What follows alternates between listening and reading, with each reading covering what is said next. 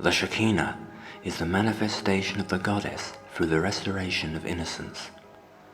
The conscious sublimation and protection of the generative nature awakens her fire of wisdom. When we are cyclically bound to common erotic practices, then the Shekhinah is but a glimpse inside our reality. We experience the love and awe of the goddess, most commonly in sexual union. But when we devote ourselves to the mystic path, consciously turning our eyes away from the pleasures of the flesh and upward to higher destiny, then the generative organs withdraw in their normal potency, and the body as a whole makes use of the sublimated powers and forces.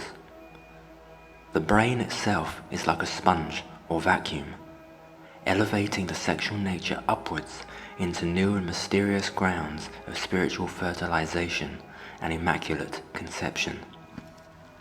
The phantoms and angelic forces that accompany many mystics and seekers are projections from the fermentation of erotic power. If we do not protect the gathering forces within, then self-deception will invade the imaginal realm, and every type of perversion and distortion will be seeded and will seek manifestation in the realms of possibility, giving birth to false gods, false destiny, false sense of self and the world. This is the calamity of Pandora's box, the seat of all cosmic power. Therefore, the path of innocence protects this treasure chest of power. The valley spirit never dies. It is called the mystical female. The entrance to the mystical female is called the root of heaven and earth. The ripening and sublimation of fertility toward the highest devotion is the secret pathway to ultimate reality. Narrow is the gate and difficult is the way which leads to life, and there are few who find it. The revelation of the path of innocence is what liberates the soul from the bondage of false conceptions of the world and of self. Without the transmutation of the lower nature, our inferior desires and cravings will cyclically seed and bloom in the same soil which must be protected for the roots of higher destiny. The careless seeker of hidden light will not have the fortitude to withstand the mental and emotional pressures that erupt and disrupt from a weak foundation, leading to the premature and unnecessary outflowing and leakage of spiritual vitality. Many mystics are haunted by sexual nightmares and waking temptations due to their abundance of fertility. This may be unsettling, but the greater challenge is to separate the waters, to crush the head of the serpent that tempts, or better still, to raise the serpent out of the wilderness and into the promised land. I call this process transmutation, transfiguration, transcendence.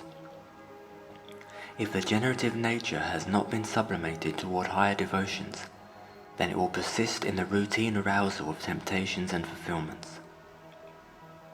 The peril of giving into erotic temptations whilst on the spiritual path is the unfortunate case of spiritual oblivion.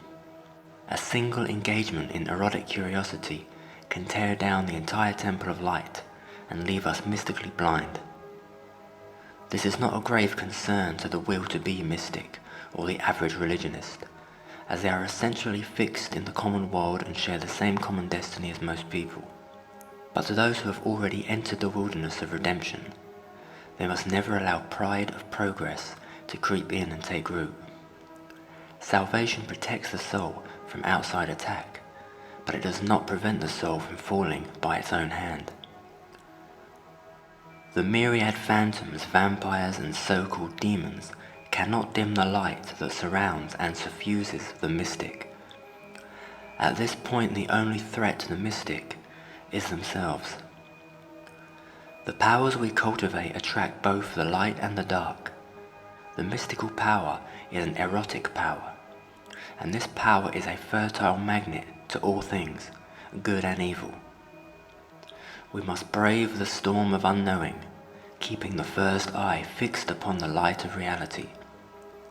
Nothing can defeat the realized mystic. It is said that when self-realization is attained, all of nature comes alive and rejoices in the victory.